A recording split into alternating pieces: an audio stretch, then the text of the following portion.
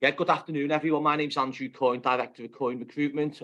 We've been in the skills and employability sector now for just under 6 years, working nationally with some of the largest welfare to work employability and skills providers. We cover from delivery, sales, managerial roles. We've got a team. It'll be a team of 9 from May. And like you say, I'm really sorry to hear what's happened in the sector over the last week or so. So Zach, Alex and myself had a discussion and thought we need to come and support you guys, and anything that we can do for you now on the webinar or afterwards, feel free to reach out. Yeah, perfect. Thanks for that, Andrew. And Alex, if you want to introduce yourself a little bit. Yeah, I'm Alex from bothjobs.com. So I've been recruiting in FE and skills for the last 12 years. More recently, we built a job board for the sector, which curates all of the sector vacancies into one place, really. So I was going to talk through that a little bit. And just to echo what Andrew and Saka talked about as well, I think at times like this, it is just about everyone clubbing together. You can see loads of positive activity on LinkedIn and stuff. So this is just another addition to that, really.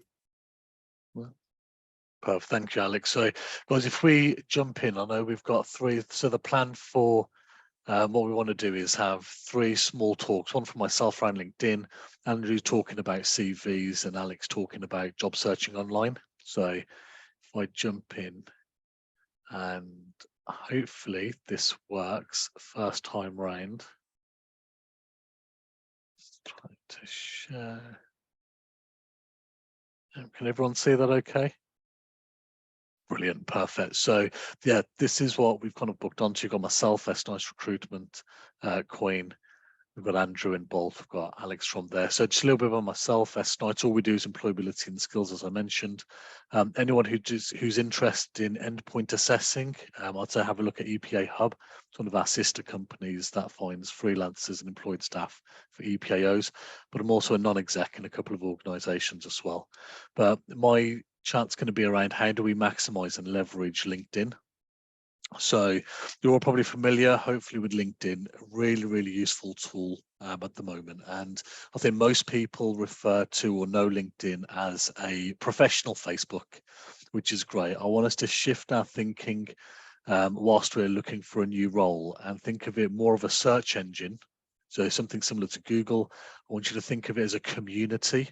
So where you're connecting with people and you're active on there, and also a starting point. Now, with LinkedIn, you'll find that there's 3 different types of people that are going to be looking for you or finding you. One are going to be recruiters, similar to myself, Andrew, and Alex. You'll also find in-house talent teams, so internal recruiters and hiring managers as well. So people that are going to be actively recruiting with their teams, they'll be looking for you as well. And there's 2 ways that you're going to pop up onto their radar. One is if they're actively searching for you specifically or people like yourself. And then the second one is if depending on what you've done. So if you're liking, commenting, posting, you'll come up onto their newsfeed.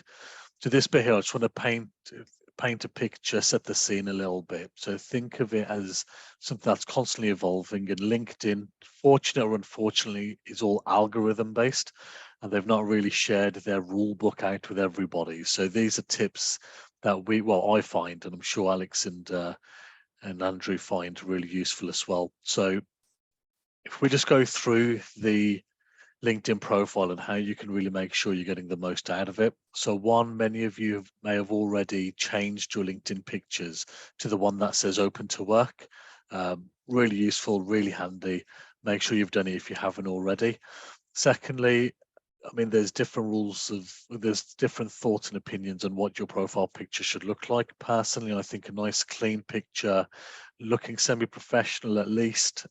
You can use websites like Remove Your Background if you wanted to have it like I've done with a removed background on there. Second thing is your banner picture at the back. Now, when somebody clicks onto your LinkedIn, this is going to be one of the first things that they see. So you might want to put in your contact details. You might want to put in what kind of stuff you're doing. And that's where I've got my Recruit with Confidence EPA Hub and S-Nights. You can create one of those pictures in the background. Now, a free tool, if you guys haven't already come across it, is Canva.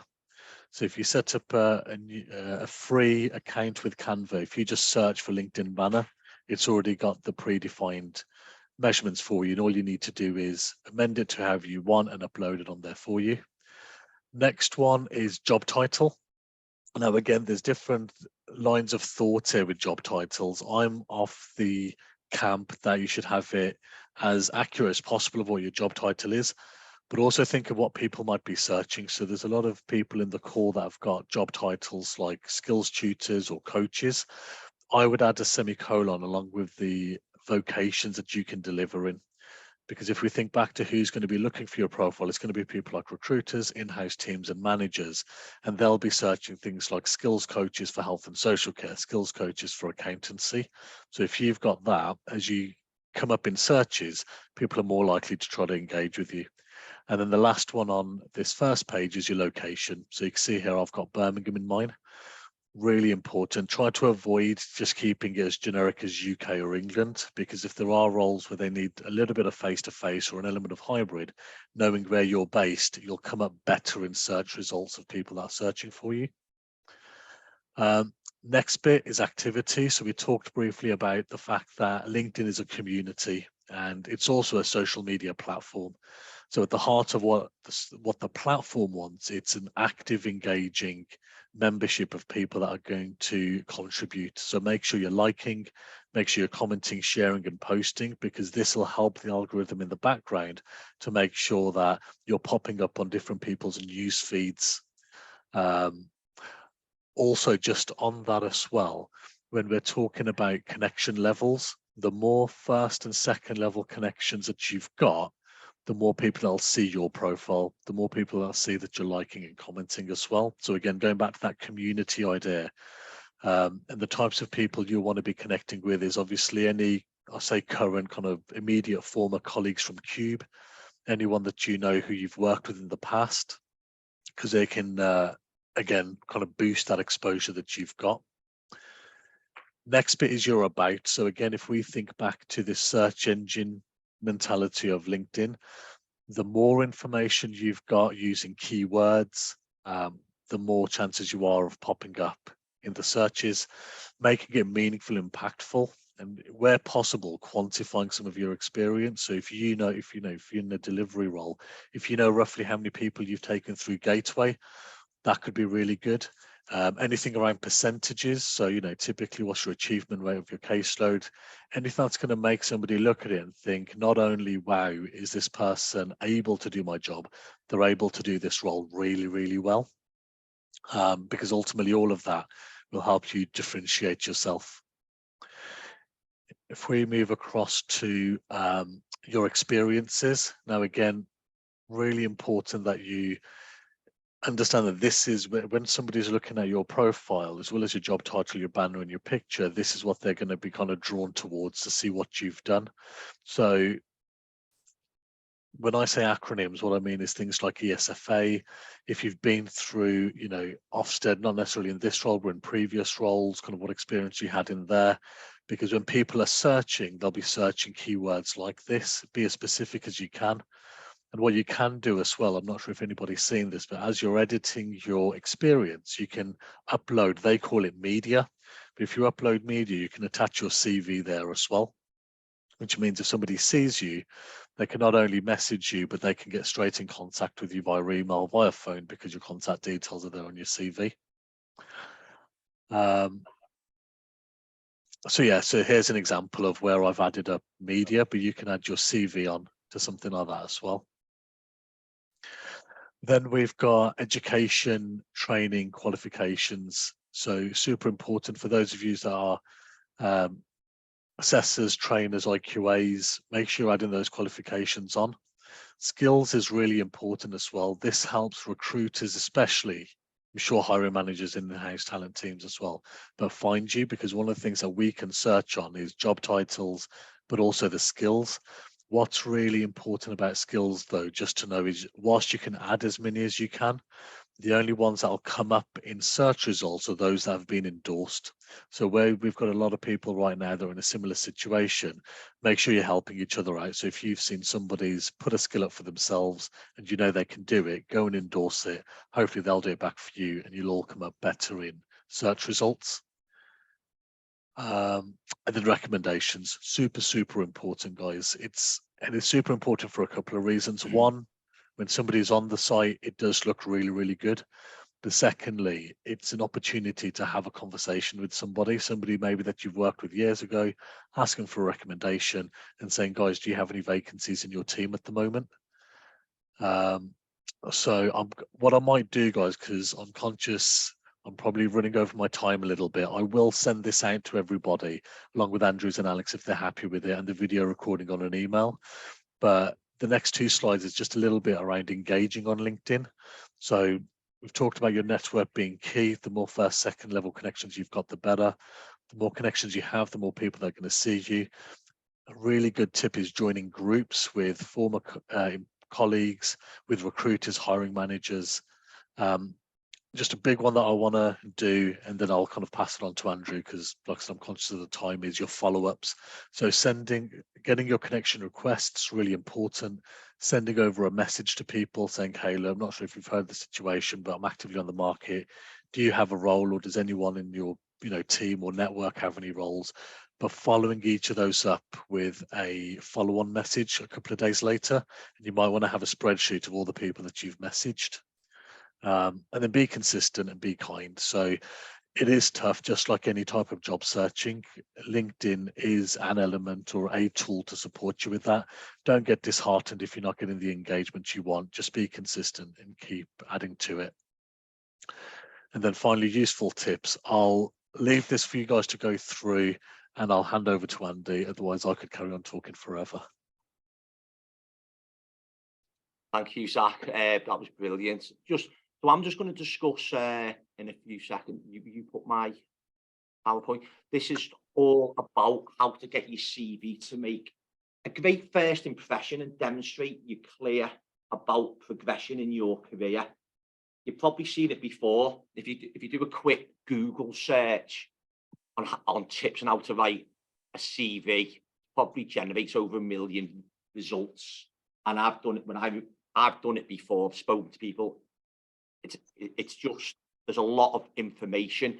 So I think with myself and my team, we're seeing hundreds of CVs every week, and a lot of them aren't up to scratch. And that's Sorry, not... Andrew, just quickly, can everyone see the screen okay? Is that shared? Yeah. Yeah, brilliant. Yeah. So I think for me and the team, there's a lot of shortcomings such as glaring omissions, vagueness where details is called for, and misjudgments in tone or language, which undermine your chances of landing an interview. I think you need to check your CV is truly fit for purpose before submitting, because the thing is, for each role now, there is a lot of candidates applying, so you have to stand out. So I'm going to go through few different things that I think will help you stand out from within the crowd. So can I have the next slide, please?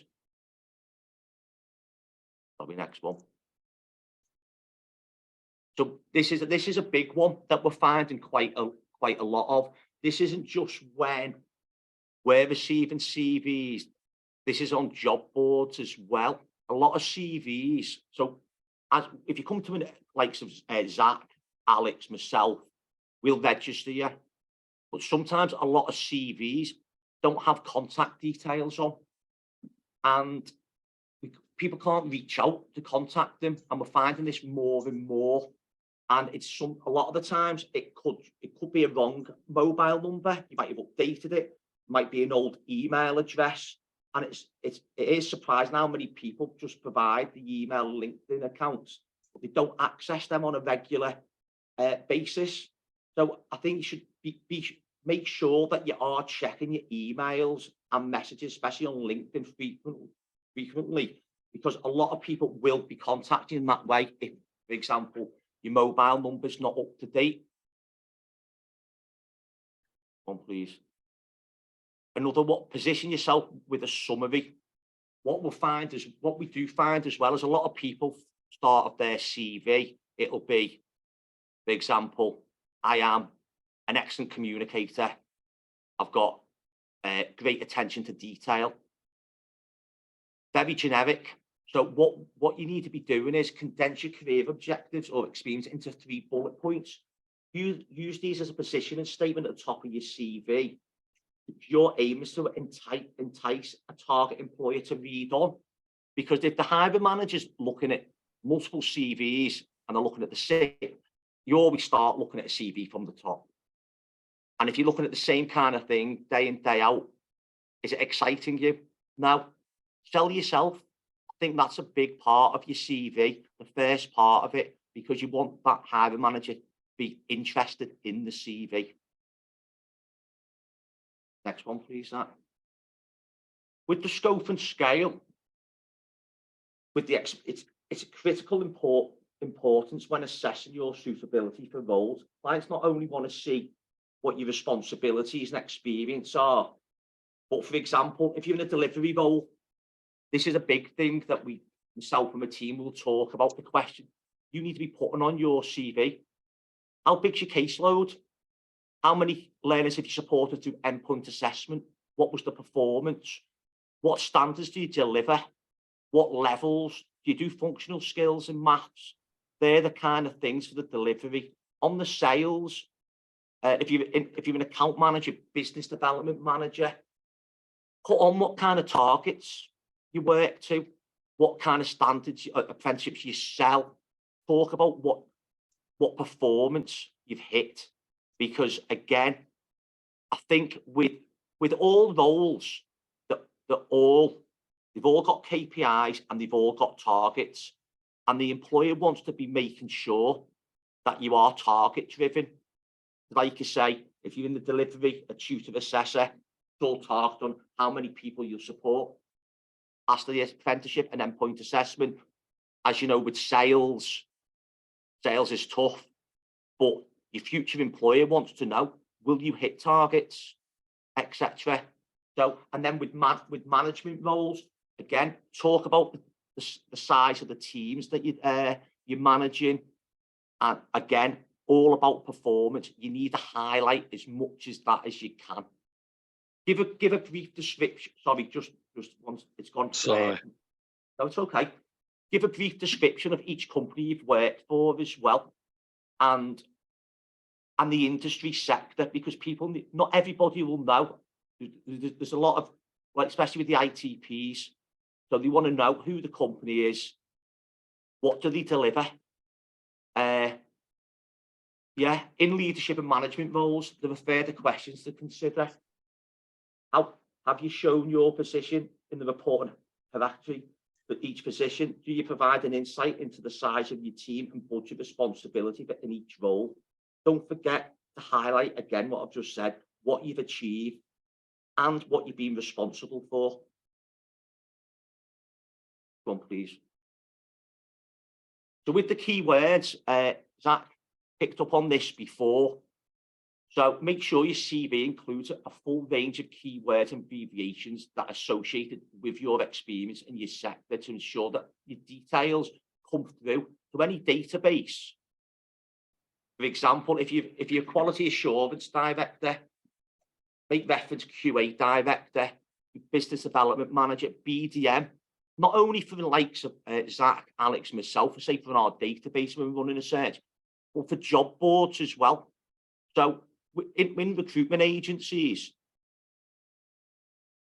every day the teams will be looking and searching for CVs, and when you put in, so it might be like I just said then, business development manager, there'll be other keywords, so that will pick up on that, and other people will then start contacting you as well. Next one, please.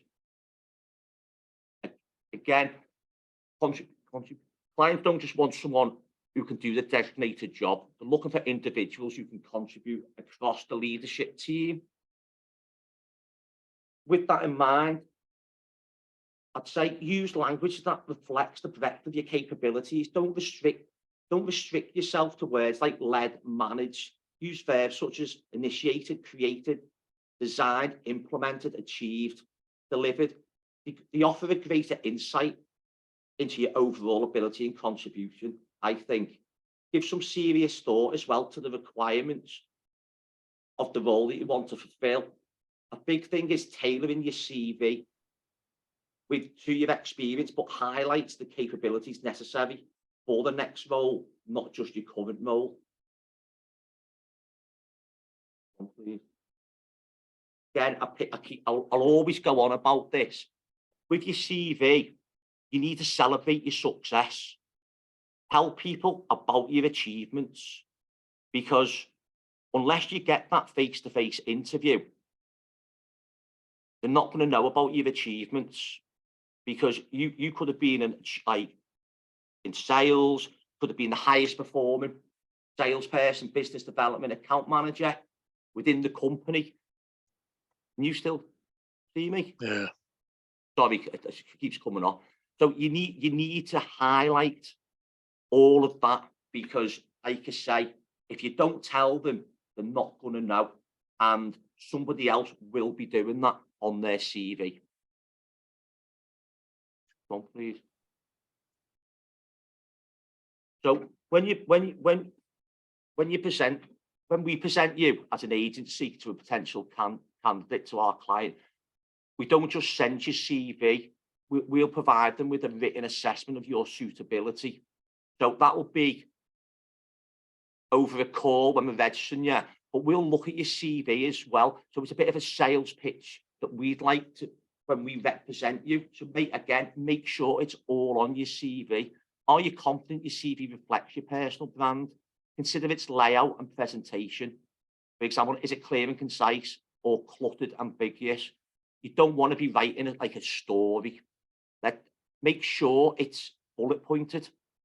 Yeah, maybe 6 or 7 strong bullet points highlighting your expertise, your role, and your achievements within the sector. So getting to the interview, ensuring your CV stands out for its relevance, sharpness, and impact, puts you in the running for the new opportunity. Not only will it go a long way towards getting you noticed, but it should also be helpful during an interview. So I'd say time spent reflecting and articulating your key skills and experience provides a solid foundation which you can build during an interview. It also helps you to prove the value you will bring to the hopefully your new employer. So I'd say by clearly demonstrating. Sorry, Zach. So yeah, so by demonstrating clear aims and your strong background, you should put yourself high up for the role, because again, this is all about selling yourself. This is the first thing your employer or hopefully your future employer will see. So take some time for each role, look at the job description. Don't just have what I always say to people is, you might be going for different roles. Make sure you amend your CV to that role. Have a little look at the company website, look at their ethos and values, look at their job description, and amend it to each one. So that's what I'd say. What I will say as well is after this, after Alex and this is all finished today, and I know not just speaking for myself, for Alex and Zach, reach out to us. We are agencies. We supply staff to companies, but we're here today to support you. And if that's any advice, guidance, any support with anything that you need before an interview or getting to an interview, just reach out to us. We're more than happy to help. So I think that was my summary. We are here, and like I say, I hope what I've just discussed with you then, it will support you with finding your next role. Thanks for that, Andrew. Guys, I'm just conscious that I think this particular booking link was for a set period of time. So Alex, my only worry is if it cuts halfway through, if everyone clicks on the same joining link again, we should all be back in the same meeting. Fingers crossed we should be okay, but just in case. Let me share my screen, sir. Yes. Yeah, are you able to share? No. No, it's host needs to enable it. Oh, there we go. Yeah. Yeah, so everything so far has been quite focused on building your kind of job search assets in your kind of LinkedIn profile and your CV. So I wanted to come on to talk about how you're then proactively searching using those assets. So just firstly on understanding the kind of job market and what happens when, you know, a large company, unfortunately, it goes under. It obviously provides like a few challenges within the market in that there's more candidates on the market, so there's increased competition. Flip side is that a lot of providers kind of wake up and think, oh, you know, where do we need people? This is a great time to recruit. The then resultant challenge is that a lot of providers start hiring who shouldn't be hiring as well, just because there's an increased amount of people on the market. And I guess my conclusion on this is that you need to take a more proactive approach to your job search rather than, you know, just essentially doing what everyone else does in terms of looking at the job boards, putting in an application and forgetting about it. There's a lot more you can do to kind of stand out from the pack. So I'll just run through a few points. I'll share these slides afterwards as well. In terms of casting the net wide, and I'll come back to that other slide, it's important to diversify where you're looking for a job, so not just one place. Google's, obviously everyone searches on Google, but Google actually has a Google for Jobs, it's like separate search engine within Google where you can search for jobs and also provide and also set up job alerts. We've talked about LinkedIn. That's a great place to look. Indeed, as a generalist, Reed as a generalist, and then we've got bulk jobs, which I'll tell you about in a moment, and FE jobs, which is very good for mainly college orientated jobs. Each platform has like unique features. Obviously within LinkedIn, you've got, you know, enhanced ability to showcase your profile and network. But just having profiles set up. So if you take, you know, what you've got on your LinkedIn profile, what you're putting on your CV, and make it, you know, congruent across all of the other platforms, and having profiles on those platforms will just help in terms of you being found. I feel like I'm running against the clock here. Yeah, so just making sure that your profiles and applications are all consistent across all platforms will be really good, because some employers have access to multiple platforms. So if there's any difference in information between them, they will pick up on that. And the main areas we see it is a difference between CV and LinkedIn. So those are the two most important ones. In terms of applying, it's really important to be diligent with your follow-up and tracking where you're applying to. It can help to create a separate email address that you dedicate to job search, so you don't get flooded with, you know, loads and loads of alerts. And when you stop looking, you don't necessarily want all of that email traffic. But being diligent with your follow-up is really important in terms of putting yourself, you know, ahead of the pack essentially, and not giving up when you don't get feedback. Really pursue for that feedback. Being consistent in your questioning on roles and not being led by recruiters is very important in terms of being able to accurately compare job opportunities against one another. So when you're applying, making sure that you're asking the same questions and documenting and keeping a record of those as well. And you can also ask the same question at different stages of the process, or, you know, for example, if you've used an external recruiter, then you're talking to, you know, a hiring manager, you know, just asking the same question to make sure you know what you're stepping into essentially. So I'll come on to show you an example in a moment of, rather than simply applying for roles, how to seek out hiring managers at organizations that you want to work at. So maybe you've seen a vacancy, you want more information, or perhaps you've seen a provider that you admire, maybe they're award winning or something, and you want to approach them directly even if they do not have a vacancy. There's easy, quick ways to do that now, and I think it's very important. And we'll come at the end to talk about, you know, how to stay resilient within the job search. So I just talked about all those points there. And coming on to talk about boltjobs.com and what we've built, what we do. And that's a specialist platform for the FE skills and really early careers and L&D sector. So it kind of straddles a few sectors, including the one that, you know, FE mainly kind of services as well. So that allows you to search on kind of specific filters to the sector. So say if we were going to look for adult care, you know, or any kind of job functions within the sector, so quality, sales, leadership, design, compliance, and then subject filters, and also company types, universities, providers, number of employees, and then also by things like Glassdoor score or Trustpilot score as well. And the reason this is useful in terms of proactivity around job search is that you can also like seek out to proactively contact organizations. So if I was going to take an example and say, you know, we looked at this one at Paragon Skills, you can come down and find out more about the company, which will give you, you know, all this extra kind of detail, Ofsted score, Glassdoor, Google, and really kind of empower you with a bit more information. From there as well, you could go on to LinkedIn, find the company, look at the employee list, and then start searching for things like, you know, manager or delivery manager or operations manager. Say if you're looking at that role related to kind of assessor or tutor, you might try and find the head of department for that. And really, you know, it doesn't have to be anything fancy in terms of reaching out or connecting, just a message, a connection and then a message just saying, look, I'm on the market at the moment. Do you have anything coming up, or can we have an informal conversation? Now you can bet your bottom dollar that, you know, 95% of people will not do that.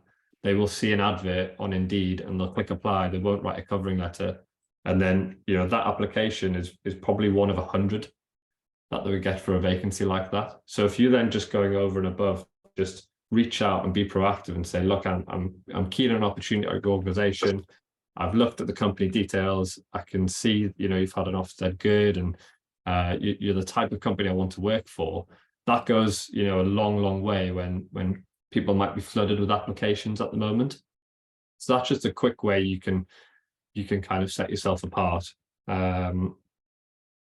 Leveraging contacts, I think we talked about it already in terms of you know, existing network, what they might have access to in terms of opportunity, attending events, webinars, and just really putting your face in the frame. So all the good stuff that Zach talked about earlier around LinkedIn profile, it's kind of equally as important to be turning up in the feed with content. The more that your kind of face is in the frame at this time, the better, really. And that doesn't necessarily have to be I'm looking for work, because you'll have that on your profile pic. It could just be, you know, good content related to your specialism. So if you're a quality manager, you might be talking about, you know, recent EIF changes or what you think good looks like in a provider. If you're an adult care trainer, you might be talking about legislation change from the CQC related to training, just something that, you know, your future employer might see and think, actually, you know, they're a cut above anyone else that might be moving.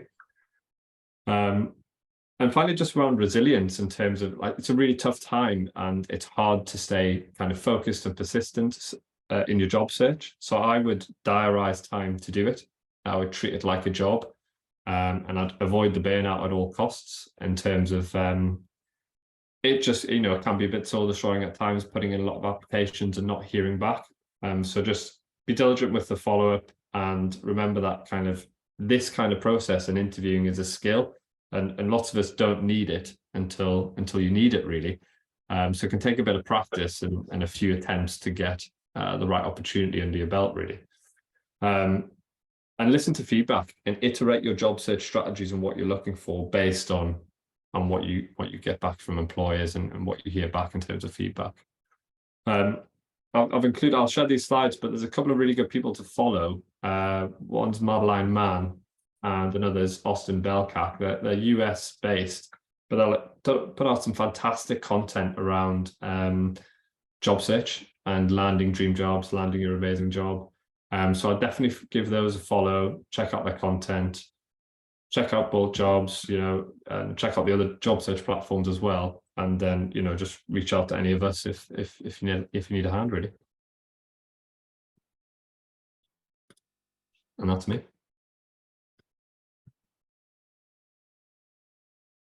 So we've got any questions? So we can do some questions if you like. Yeah, no, good shout. And thanks, Alex. That's really useful. Really, really useful.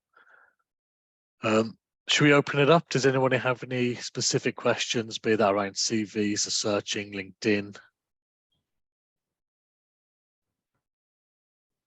I suppose just another tip would be celebrating success. So hopefully through this, I've heard and seen a couple of people already finding new opportunities. As you're seeing those happen, maybe connecting, messaging them as well and saying, look, is there anything else in that? And flip side, when you guys find a new role, sending the elevator back down, letting people know you've started a new job, and if they've still got vacancies, inviting others to get involved in the mix as well.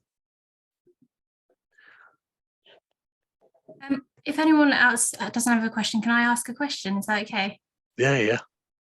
So my question is mostly relating to kind of LinkedIn. It's only really recently. So I got LinkedIn before, obviously, I joined Cube, but I've only really heavily started using it in the last few days. So I just wanted to know, obviously I couldn't join the call earlier on because I was on a call, but in terms of when an employer looks at your LinkedIn profile, is there anything that could make it stand out a bit more? Anything that they go, oh gosh, here's another one that has the same kind of thing? Or, because I've seen mixed reviews about whether to have open to work on your, picture, or I've seen things about how they say, they never look past this section or that section. So is there any way to almost structure your LinkedIn profile to stand out? No, 100%. Celine, what we'll do as well, we'll send out the video along with all the presentations after this. And Andrew, Alex, because I know you guys are LinkedIn gurus as well, feel free to jump in. But I think for me, I would, given the current situation and circumstance, definitely add open to work to your picture. Maybe generally when you're looking for work outside of this circumstance, maybe not. If you are still in employment, I think your banner picture at the back needs to be clean. Any kind of key pieces of information or something that's going to make you stand out. So if you've never used Canva before, that's a free tool. If you sign up to Canva, you can type in LinkedIn banner and it'll give you the dimensions. And then I suppose other than that, it's just making sure that even within your job title, if there's anything that will be more descriptive in addition to just the job title, it's adding that in. So if you're skills tutor in health and social care, have your skills tutor, but add in health and social care on the end. Definitely. Sorry, yeah, Zach, I think that's a great advice. I see, I'm like, we're on LinkedIn a lot, and I do see a lot, for example, tutors, assessors, it'll just have the company name and tutor. So like that, make sure what levels you deliver as well, etc.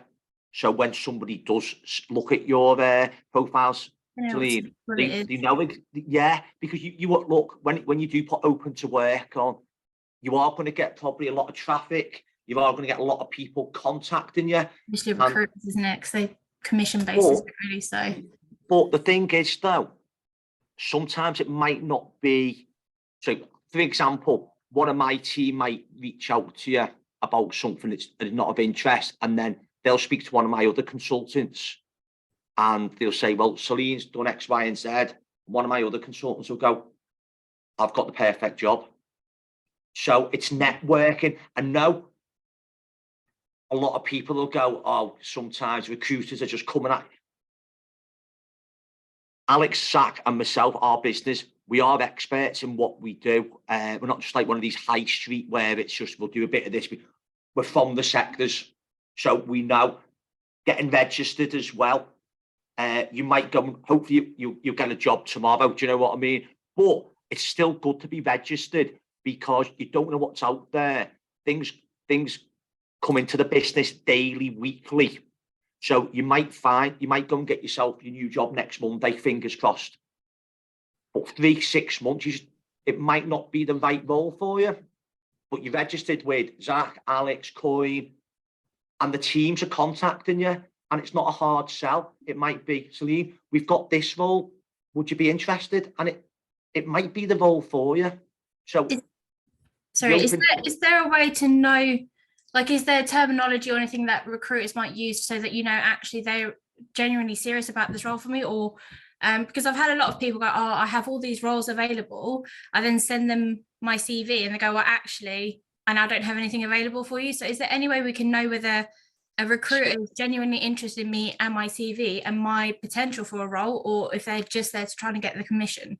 Right, Celine, I hear that. Or do you mind me answering? Is that okay? No, no, sorry, guys. No, it's okay. And do you know what?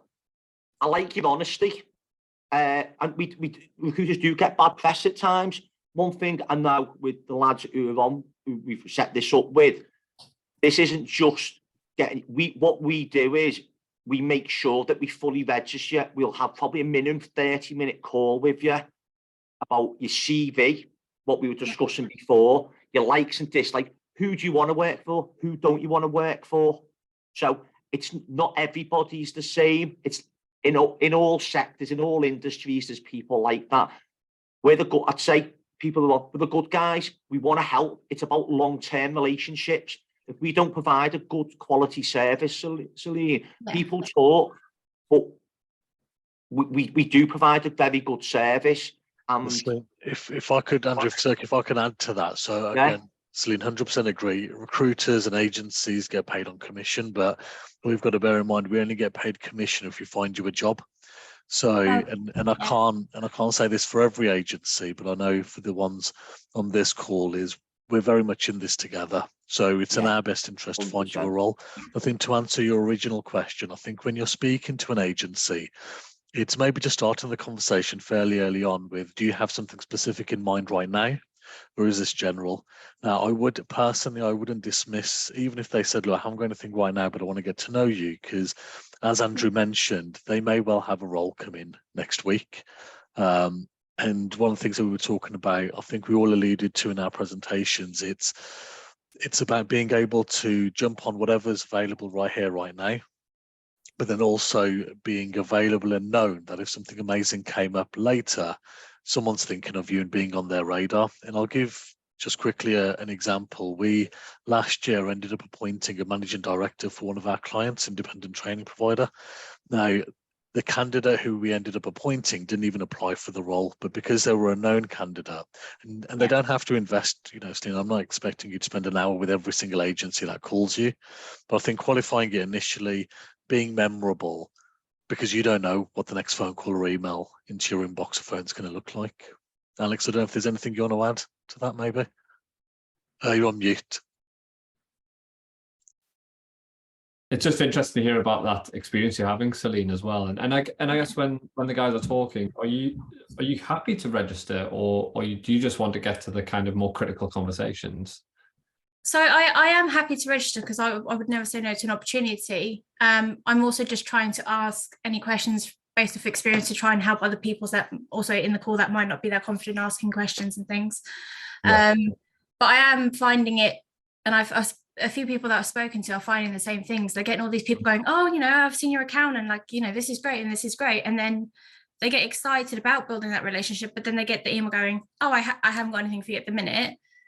And that's kind of disheartening in the way that they've kind of sent that. And I'm not saying that you guys are the same, because I don't know any other companies that have done this for Cube, and I think that's amazing. But I'm just trying and find ways to protect. We're all quite sensitive at the minute. We're all quite hurting at the moment, because it is hard. But I'm just trying to find advice and ways to protect not only myself, but the rest of the people that I've been working with, because hearing, oh, I have nothing for you, depending on how that message has been coming across and can be taken, it is hard to hear that there's nothing for you. And this is the potential, or I'll keep you on file or anything like that. Let me have a look and then I'll get back to you. But no, it's the initial straight away. No, I don't have anything.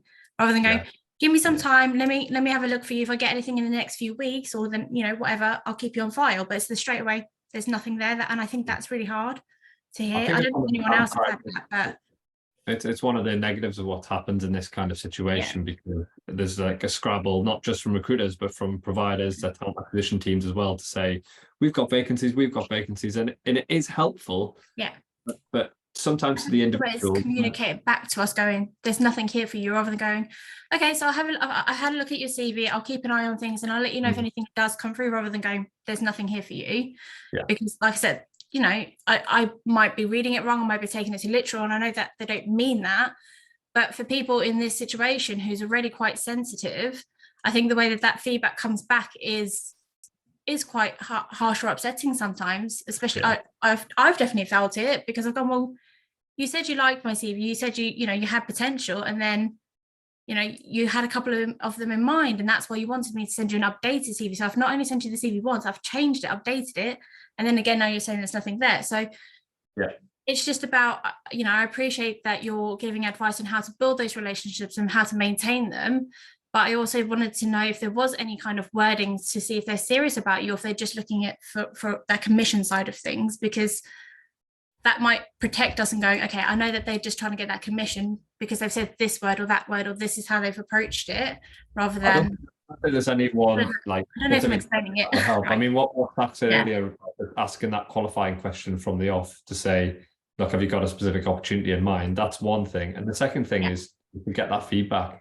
So if they're saying, actually, you don't have any opportunities, well, tell me about why I'm not suitable for the ones that you spoke to me about in the first place. Yeah. So I can do something about it, or I can not apply for those in the future if I don't have the relevant skills or something like that. I think it's just closing the loop so you can get closure is really important in circumstances like this, because there will be a lot of bad actors that, you know, that might just want to, like, you know, inflate their data for future, whereas they don't have a vacancy at the moment, and you don't want to register with everyone on that basis because, well, you just don't. And then you're going to end up with 50 calls every morning. Yeah. I've only got one other question, if anyone.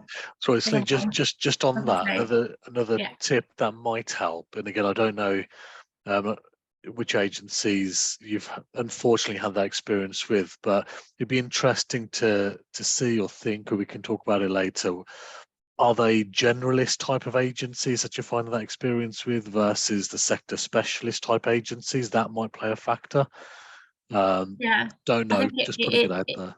I haven't, apart from the meetings, the call that we had last week on that Friday with one of the other groups that they set up, I find that the sector specific agencies have actually been a lot more understanding and a lot more kind.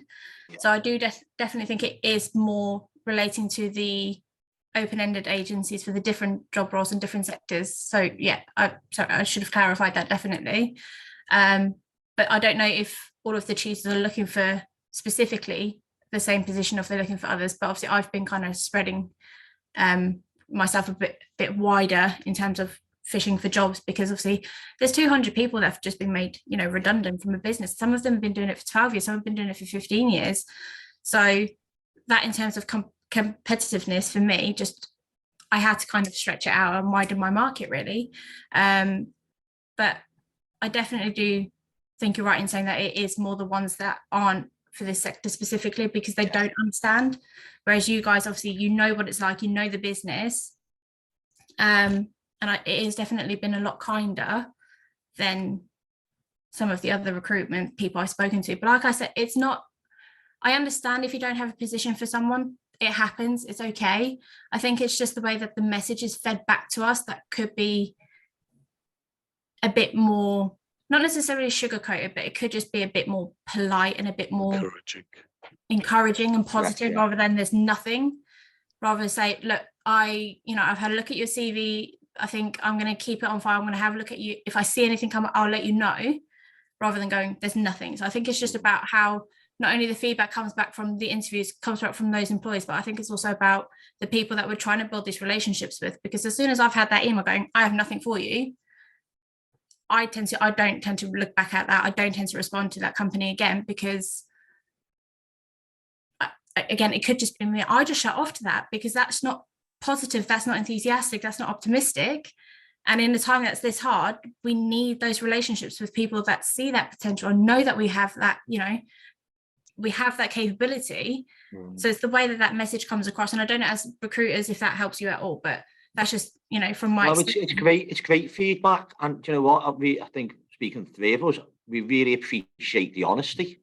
Yeah, definitely. And like you say, please reach out to Alex, Zach, or myself whenever you need any support. And that might be, especially for myself, even if you go and find yourself an interview, you just need a little bit of need a 20-minute call or something just to run through a few things. My contact details are on LinkedIn. Connect with me, and I'm more than happy to support you. Yeah. Definitely, 100%. The only other question I've got, sorry, just I don't mean to hog the time, guys.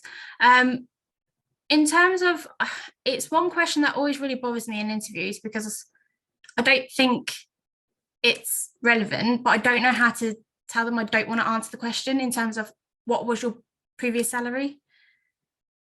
I don't want to, I have an interview this afternoon and I feel like that question always comes up and I never know what's the right way to go. Actually, you know, I'd rather you just make an offer based on what you feel my worth is and my value is without going, I felt that I was underpaid or I wasn't paid what I want to be paid now, because I feel that they use that to sometimes lowball their offers, or they use that and go, well, hang on a minute, you were paid this amount, now you're applying for a job that's 10,000 more. How can I kind of segue away from answering that? Because I am trying to apply for jobs at the moment that is a bit more higher end than what I was on previously, and I don't want to be lowballed because of my previous salaries. I'll just jump in and say, I'll try and educate yourself on what the market is paying. Yeah. So you've got some evidence outside of your own opinion. Yeah. And you can reference that. So you can look for salary surveys, or that's where they're kind of speaking to quite a few recruiters and things. That should be one of the questions on your list. So, you know, on average, what are people with my experience paid? Very kind of open-ended question. Try not to, you know, lead into it with telling them what you're paid, but use those conversations as a kind of a fact find as well. Yeah. Now, you can't do that so much with employers, but you can look over their vacancies or their historic vacancies. Yeah. Look at what the bandings are. If So that's what I mean. They put the bracket on their job adverts. So if I'm applying for it, I'm expecting it within that bracket. So why would my previous salary impact what you're potentially offering? If you feel that I'm suitable for the position, then offer me something within that bracket. That's what I mean. I don't understand why I would need to, if you're saying you're going to pay me between this much and this much, then make an offer based off of my value to you as an employee rather than my previous value to a different employer. If that that's what good employers should do. But I guess not everyone will approach it in that way. They'll try and get, you know, the most talent for the least amount of investment that they can. And one of the ways to do that is they ask you to offer forth with what you're kind of looking for. And then they ask, you know, what for that position, you know, what are you looking for currently? Or, you know, you're aware of the bracket, whereabouts in the bracket would you like to be? Mm-hmm. But I don't think I should need to tell them what I was on previously. Have the conversation of, you know, what are your expectations salary wise now, based off of what you've seen in, you know, the advert or whatever the case may be. That's fine, but I don't know how. I'll just steer it towards that. Just okay. You know, you don't always have to repeat it if you're not comfortable. Draw the conversation away from it and just, how about we just talk about the current advert? Yeah, well, I've seen you advertising at this, and I've seen other positions pay around this level in the market, so I'll be happy with that. Okay. Yeah. That's really helpful. I think that's all my questions. Someone else can have a go now. I think we have actually had, and that's a really good question as well, Celine, because, and I think it's unfortunate, like Alex said, and you alluded to, we know why they're doing it. It doesn't make it right. No. I mean, to be honest, it actually, to some degree, it tends to put me off on accepting the offer anyway after that, because I'm like, well, I now know that that's what your kind of mindset is in terms of value towards your team and your staff, to be honest. But that's a whole other conversation. We have had a question in the chat from Adam. So, how would I demonstrate ambition on my CV, and how do covering letters and emails relate to applications? So, I don't know if anyone wants to jump in. So say that again, sorry. So, how would I demonstrate ambition on my CV, and how do covering letters and emails relate to applications? So, especially with the covering letter, I think Alex picked up on this before as well. It's with the covering letter, it's selling yourself to the employer of what your skill set expertise is. Again, for example, you can look at the job description, pick up on the job description. see what you do match, but then think about sometimes your transferable skills as well. I think that's a big one. Some people will just say, well, I'm doing this role, they're my skills, but in previous roles, you've done other things, and you've got a lot of transferable skills that mirror what the job description is. I always think it's good to send a cover letter, because I think, did you say before, man, a lot of people will just, especially in likes of Indeed, will just apply, and then there's 100 applications. Adam, you've sent it the 24 hours after the job's been posted, and you could be 85th in an inbox. Is the hiring manager going to have time to go all the way in? But what he might do is, he might just look at it and go, 15 have got CVs and a cover letter attached. I'll look at them first. Yeah. Is that kind of thing? Because Yeah. too many people will just apply, but you can attach a cover letter, especially on the likes of the Indeed job site.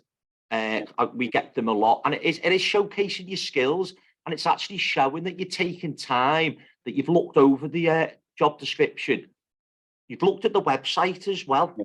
What else do they do? What are the ethos and values? What interests you to the business? I think Alex said that as well, or Zach before. Why you, not just because it's the salary and the job, because you can do the job, but does that company match your ethos and values and things like that? So it's when you're doing job search, it's about quality rather than quantity in reality. Yeah, 100%. And again, it's following up. Again, Alex picked up. It's not just applying. I used to be an employment advisor many years ago, and we used to support people go back in sustainable employment, and their job coach, the JCP, would say, right, Adam, you need to apply for 50 jobs a week, or you're going to lose your money. Just giving this an example. You come in, apply to 50. No one's got back in touch with me. How many have you contacted to introduce yourself? I've applied for job X on Monday. It's a Friday. My name's Adam. I'm just seeing where my application's up to. It's following up. A lot of people will just apply. You need to follow up and introduce yourselves. And if I could just add to that, Andrew, because yeah, totally 100% agree with you. It's around the follow-up.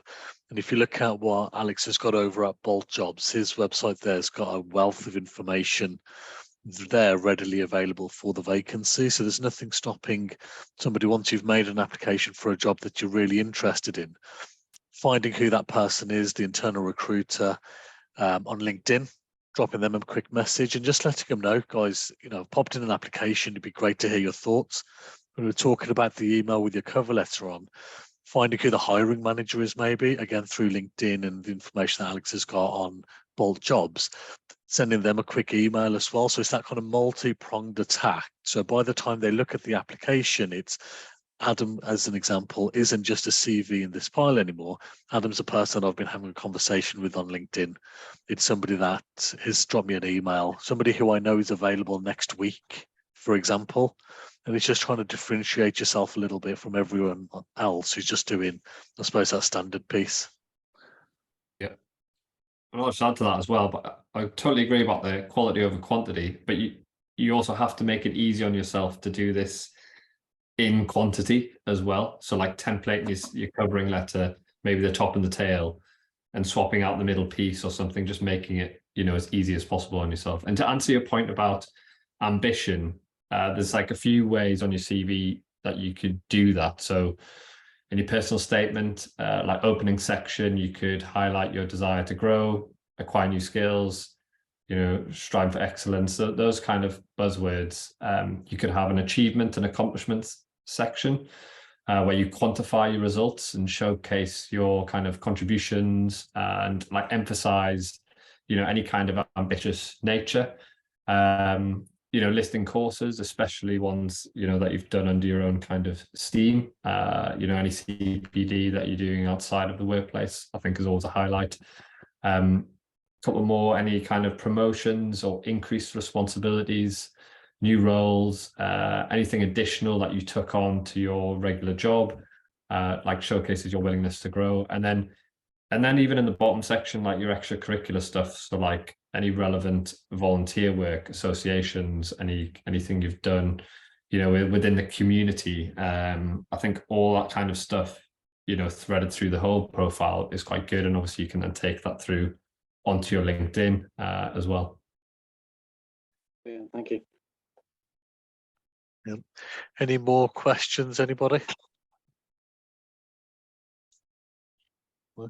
Well, so we hope you find that useful. Like I said, I'll send over all the presentations. I'll send over the 2 videos. I'll see if I can combine them into one.